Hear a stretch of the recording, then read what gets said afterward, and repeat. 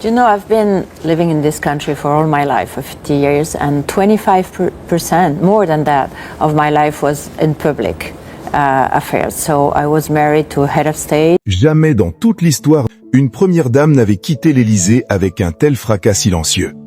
En 2007, la France découvre médusée que Cecilia a déserté le palais. Aucune cérémonie, pas d'adieu, juste un vide glacial que l'État tente maladroitement de camoufler. Mais aujourd'hui, Cecilia Attias brise enfin 18 ans d'omerta, et ce qu'elle révèle va vous glacer le sang. Un mystérieux cahier noir qui pourrait tout faire exploser, des listes de billets suspects et un secret enfoui dans un coffre. Préparez-vous, la vérité brute et sans filtre commence maintenant. Née le 12 novembre 1957, Cecilia Siganer Albéniz n'était pas destinée à une vie ordinaire. Elle grandit dans un foyer où le destin se forge dans la diversité. Un père, André, tailleur d'élite d'origine russo-juive ayant collaboré avec la maison Dior, et une mère, Diane, héritière du sang noble du compositeur espagnol Isaac Albéniz. De cette alchimie naît une personnalité complexe, une rebelle gantée de soie oscillant entre une sophistication aristocratique et une soif d'autonomie farouche. Dès ses années au lycée Molière, Cecilia refuse les carcans. Elle délaisse rapidement les bancs de la faculté de droit, trop statiques pour son appétit de vie, comprenant intuitivement que son avenir se jouera au cœur des sphères d'influence, là où le pouvoir se respire. C'est en 1983 qu'elle fait sa première entrée dans la lumière en épousant Jacques Martin. À l'époque, il est le maître absolu de la télévision française. Mais leur union, loin d'être une simple romance médiatique, s'apparente à une vie de caserne dorée, mélange de traque et de discipline de fer au quotidien.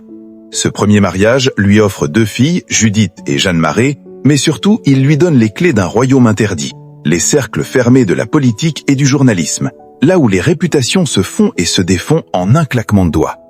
Dans les salons feutrés de la République, là où les dorures camouflent souvent les poignards, l'histoire entre Cecilia et Nicolas ne fut jamais un conte de fées protocolaire, mais un drame aux accents de tragédie grecque. Tout commence par une scène d'une ironie mordante digne d'un grand roman. Nous sommes en 1984, à la mairie de Neuilly-sur-Seine. Nicolas Sarkozy, jeune maire aux dents longues, célèbre officiellement le mariage de Cecilia avec Jacques Martin.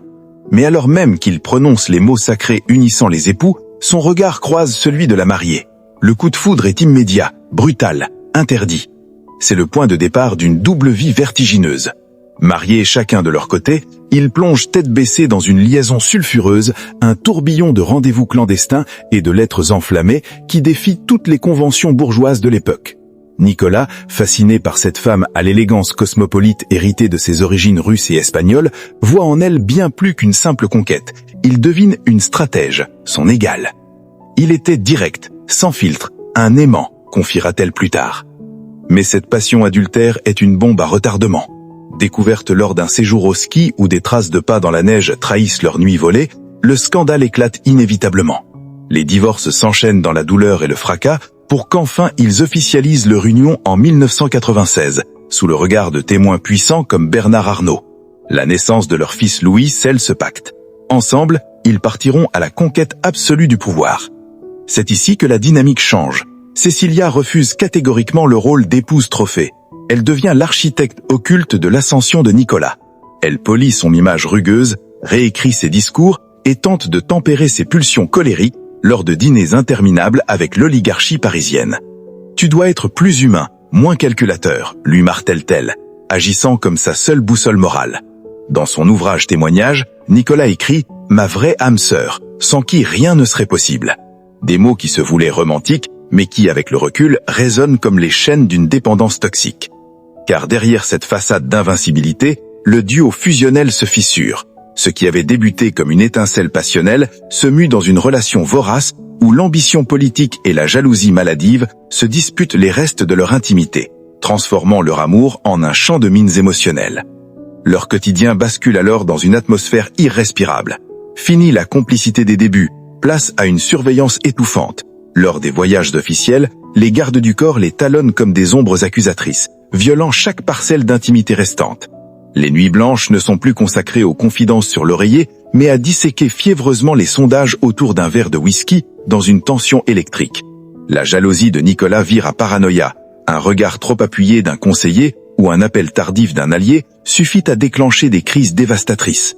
Cecilia, qui avait fui les paillettes superficielles de son passé pour une vie de substance, se retrouve piégée dans une bulle encore plus toxique, un bocal doré où chaque mouvement est épié.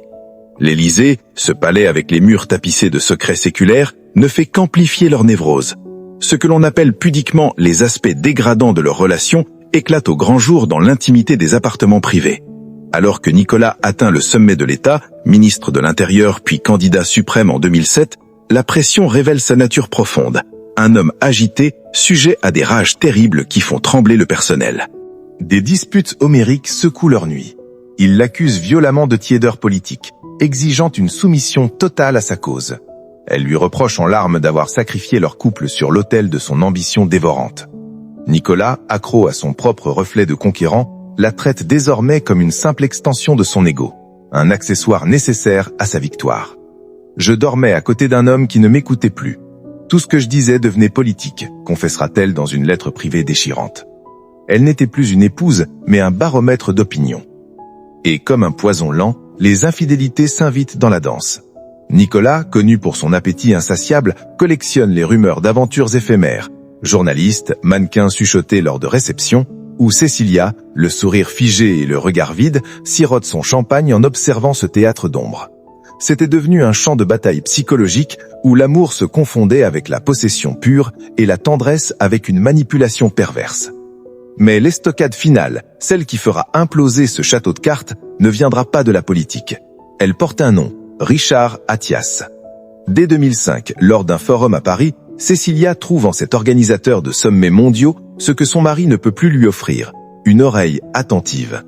Il m'écoutait vraiment sans agenda, loin des intrigues sarkozystes, dira-t-elle. Ce qui commence comme une connivence intellectuelle, des dîners volés à New York, des escapades à Marrakech, se transforme en scandale d'État lorsque la presse flaire le pot aux roses. Nicolas, blessé dans son orgueil de mâle dominant, oscille dangereusement entre une fureur volcanique et des supplications pathétiques. À l'approche de la présidentielle de 2007, le drame vire au vaudeville tragique. Elle revient pour la campagne, change pour lui, implore l'entourage, selon des témoignages glaçants. Cecilia cède temporairement. Elle revient, pose pour les photos officielles, sourire aux lèvres, mais c'est une mascarade absolue. Un mensonge sur papier glacé servi au peuple français. En coulisses, elle vit déjà mentalement avec Richard. Cette réconciliation forcée n'est qu'un chantage émotionnel teinté de rumeurs persistantes d'accords financiers occultes pour sauver la face du candidat. L'élection de Nicolas en mai ne marque pas un triomphe, mais l'apogée de la toxicité. Propulsée première dame malgré elle, Cecilia endure 5 mois d'enfer pur. Le protocole rigide l'étouffe, les photographes la traquent comme une proie blessée, et son mari s'est métamorphosé en un monstre d'ambition froid. Il m'avait comme oublié, révélera-t-elle. À ce poison conjugal s'ajoutent les haines familiales recuites. Les fils aînés de Nicolas, Pierre et Jean, voient en elle une briseuse de ménage, une intruse ayant volé leur père. Il n'y a rien de pire que les enfants de l'autre, rétorquera-t-elle amèrement face à cette guerre froide domestique qui transforme les repas dominicaux en champ de bataille. L'isolement devient total. En juillet 2007, lors de l'affaire des infirmières bulgares, Cecilia mène seule la négociation en Libye, un coup d'éclat qui irrite profondément l'Élysée. Madame fait sa propre politique, ironise la presse. Elle comprend alors qu'elle n'a plus sa place ici, et Nicolas, l'homme le plus puissant de France, subit impuissant ce naufrage qu'il n'a pas initié. Vous vous rendez compte, élu en mai, divorcé en octobre, confiera-t-il bien plus tard, la voix encore tremblante.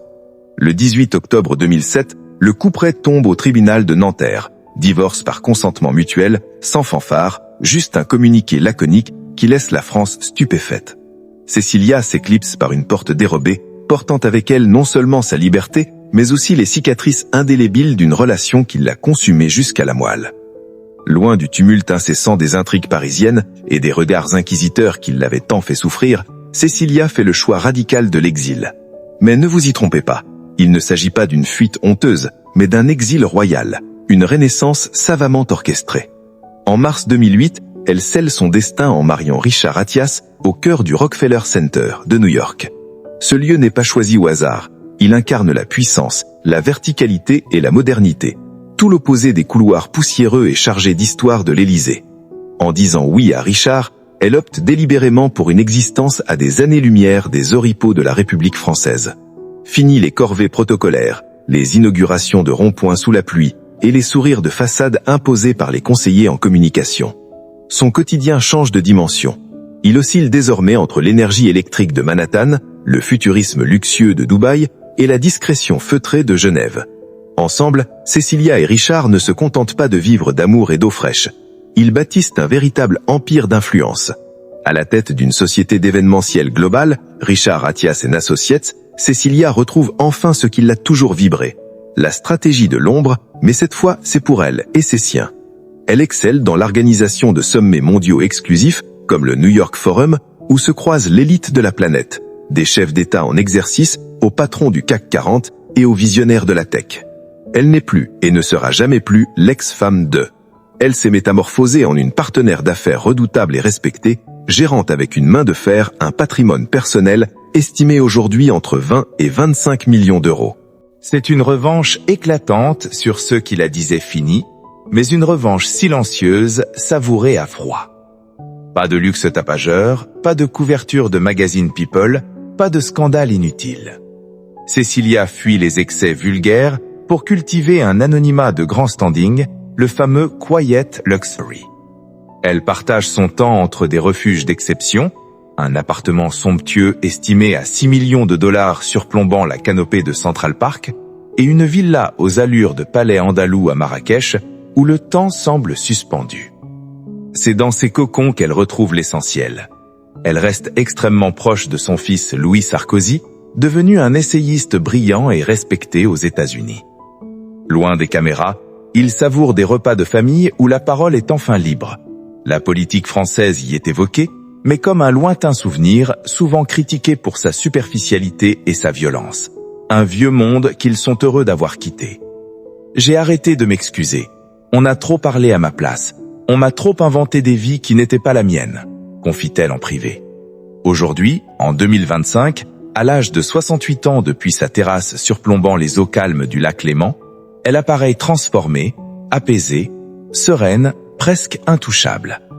Lorsqu'elle accepte enfin de briser le silence sur l'antenne de TF1, après 15 années de mutisme absolu, le public découvre une femme nouvelle.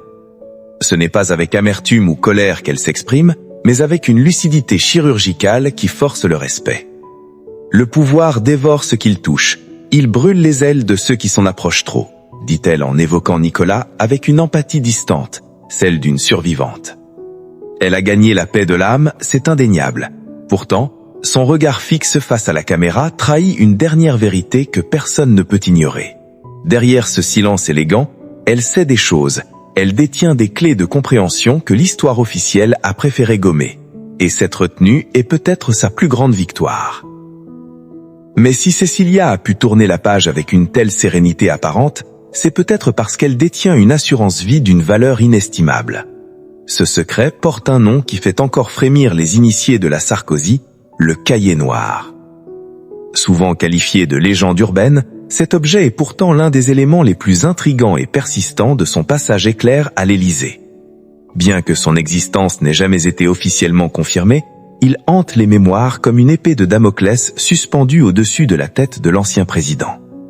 Ce n'est pas un simple journal intime d'adolescente, c'est une arme silencieuse, une bombe à retardement potentiel capable d'ébranler les fondations mêmes de la Ve République.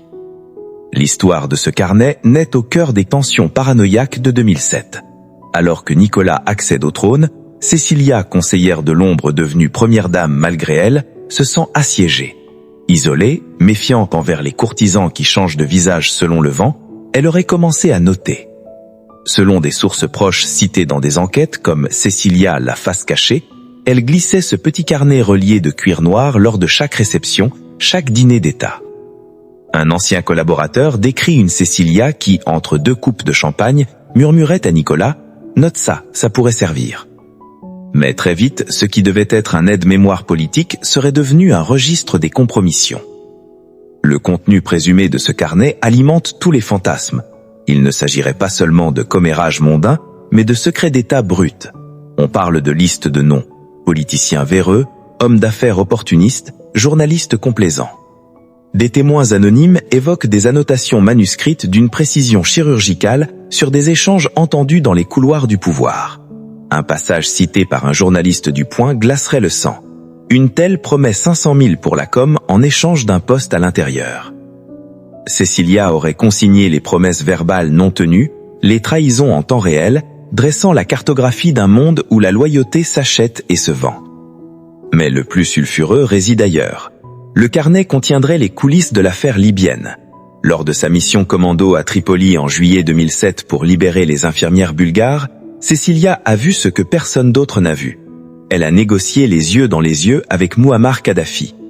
A-t-elle noté des détails sur des accords voilés, des contreparties financières occultes, des conversations sur le financement de la campagne de 2007? C'est la grande peur de l'ancien monde. Ce carnet, rédigé d'une écriture fine et serrée, serait le seul témoin muet de pactes inavouables. Cécilia n'en a jamais publié une ligne. Dans son autobiographie, elle évoque un journal de bord mental, une litote pour ne pas effrayer la bête. Mais son silence est peut-être sa plus grande force. En ne révélant rien, elle laisse planer une menace perpétuelle, protégeant sa nouvelle vie par la dissuasion. Le cahier noir reste le fantôme de l'Élysée, la preuve ultime qu'elle n'était pas une simple spectatrice, mais la gardienne des secrets les plus inavouables d'une époque révolue. Cécilia Attia aura traversé le ciel de la politique française comme une comète, entrée par passion, sortie par révolte. Elle laisse derrière elle un vide sidéral que les dorures de l'Élysée n'ont jamais su combler. De l'amour toxique avec Nicolas, fait de jalousie, de manipulation et de larmes, à la liberté chèrement reconquise auprès de Richard, elle n'a jamais accepté d'être une ombre. Elle est cette femme qui, en choisissant le silence puis une parole mesurée, a écrit sa propre légende, celle d'une première dame qui a préféré l'authenticité à la couronne, la vérité crue au mythe républicain. Son absence plus bruyante que n'importe quel discours a révélé la fragilité d'un système bâti sur les apparences. 18 ans après son départ, le mystère persiste. Mais une chose est certaine, en disant non à la prison dorée, Cécilia a prouvé que la liberté est le seul luxe qui ne s'achète pas.